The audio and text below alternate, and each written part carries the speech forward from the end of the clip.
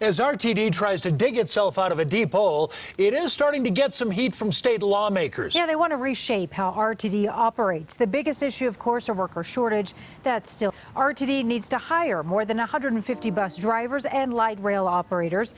This shortage is causing hundreds of service delays and cancellations. RTD announced last night it is bringing in an experienced transit leader in Paul Ballard to help out. He ran Fort Worth's transit system, but this is only a temporary fix as Ballard has been named the interim CEO, does not want the job permanently. Karen Morfitt has been covering these problems for months now and joins us from the state capitol. Karen, some lawmakers really want more oversight over this. Karen, they want to take a closer look at how money is being spent within RTD in the form of audits, but they also want to add more members to the board and give people who use and rely on public transportation a spot on that board. RTD says this is much of what they're asking for is stuff they're already doing and calls it redundant.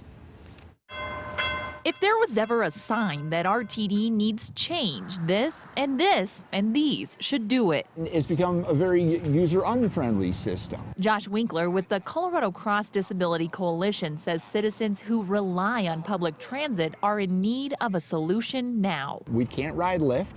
We can't ride Uber. They don't have accessible vehicles. Accessible cabs are really difficult to get. He says the coalition supports even helped draft a bill to reform RTD that is now making its way through the legislature.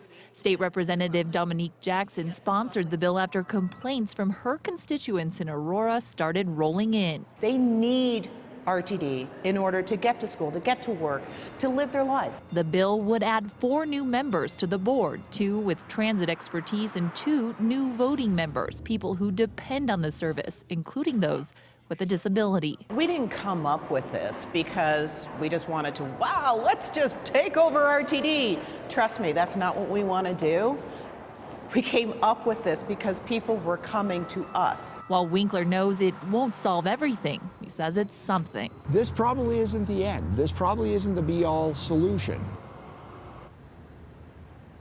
In a statement, RTD says they shared information as well as concerns about some of the repeat efforts that are listed in that bill, but they say they will continue to work with lawmakers in hopes of implementing policies that will strengthen that agency. For now, we're live in Denver. Karen Morfitt covering Colorado First.